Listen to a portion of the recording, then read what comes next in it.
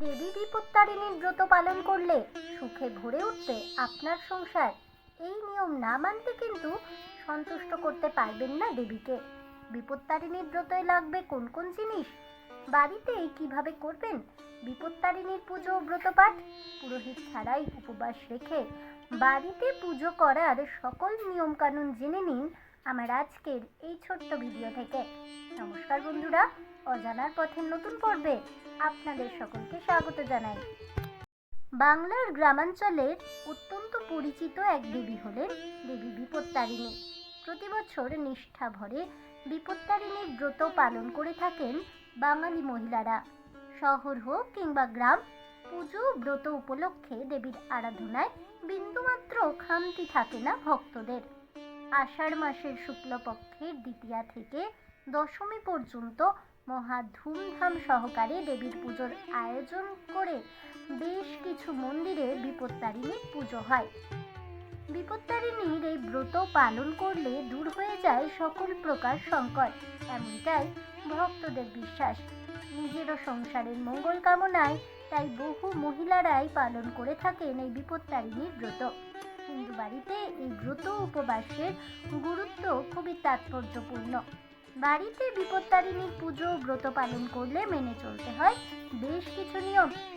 জ্যোতিষশাস্ত্র থেকে বলছে, সঠিক আচার ও নিয়ম মেনে বিপত্তারিণীর পুজো করতে পারলেই সন্তুষ্ট করা যায় দেবীকে। দেবী বিপত্তারিণীর আশীর্বাদে দূর হয় সকল বিপদ আপদ। স্বামী সন্তান সংসারের মঙ্গল চাইলে কোন কোন নিয়ম মেনে চলবেন এই বিশেষ দিনে? ব্রত পালনের আগের দিন গ্রহণ করতে হবে নিরামিষ খাবার। আমিষ খাবার গ্রহণ করে পালন করা যাবে না বিপত্তারিণীর পুজো।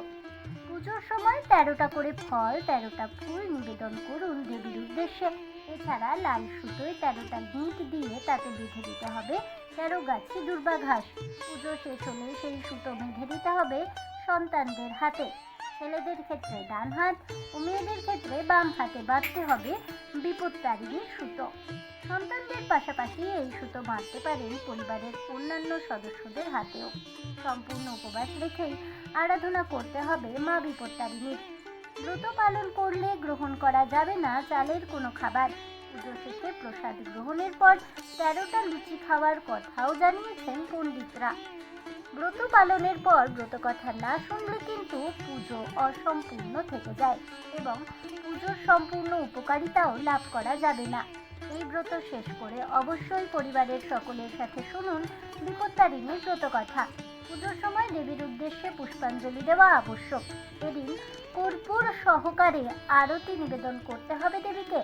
সংসারের মঙ্গল কামনা চাইলে নির্দিষ্ট এই দিনটিতে কাউকে চিনি ধার দেবেন না। পুজোর সময় একটি শীষ কলার ডাব অর্পণ করতে হবে, প্রসন্ন হবেন দেবী। বিপত্তারিণী পুজোর দিন মহিলাদের সাথে শিষ্টাচার বজায় রাখুন, ভালো ব্যবহার করুন পরিবারের মহিলা সদস্যদের সাথে।